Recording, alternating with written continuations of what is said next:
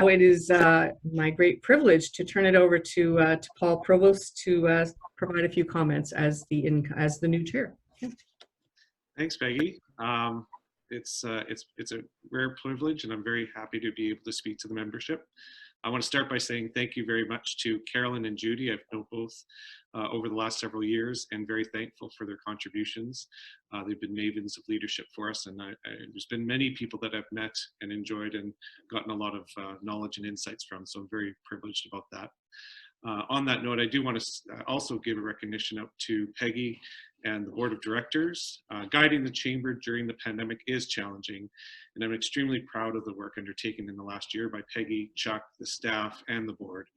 My aim is simply to continue those efforts and help the businesses across this province.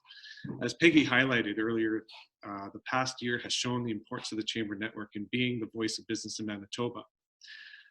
It makes me think about when Peggy came on board as chair last May. The organization, like many others, was looking at a big problem.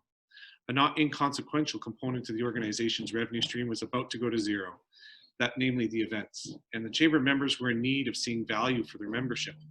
A tall order to pivot in such an environment. Peggy, Chuck, the chamber team, and the board all rallied to the cause, and I stand before you with a chamber that is as strong, valued, and capable as it ever has been. Thank you to Peggy and the board. Thank you to Chuck and the entire staff. You're all superstars in my book. When considering my role with the chamber, I reflected on when I first got involved. It was shortly after I moved back from Alberta. I was what I call a returned expatriate, and I left this province not to escape it, but to join my wife, who wanted to experience the world a bit. The 7 years I was away, I grew a lot, and one of those ways was my appreciation of what Manitoba had to offer. We offer a lifestyle that few others can. A normal work-life balance, competitive compensation, the ability to do almost anything that we want and travel the world, all in a reasonable budget. Moreover, I came to understand that in some ways we are better, but our modest and bashful nature gets in our way sometimes.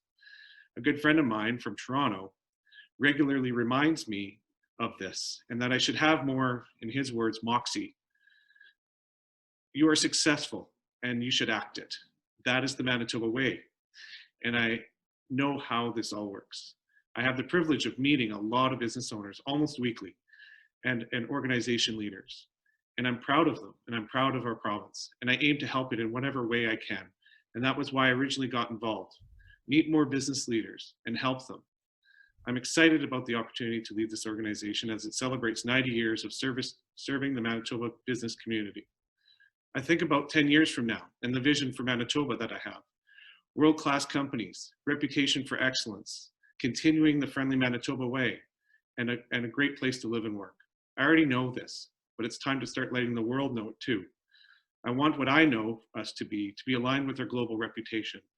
And with that, all day today, I've been hearing from all kinds of corners, whether it's Tech Manitoba, Mariette Millard, and others, Jim Carr, about that. And that's really the story I hear all the time. In the coming year and beyond, we will continue to look at introducing programs and initiatives that will strengthen the Manitoba Chamber network, and I'm excited about it. We want to amplify that voice and increase the awareness within the business community of the importance of the Chamber of Commerce. We will continue to play a pivotal role as businesses in this province can start thinking about economic recovery and what the new normal looks like. Again, a huge thank you to the past board members and the current board of directors for stepping up to address the challenges in front of us. I very much look forward to the year ahead and helping our community achieving and exceeding its goals.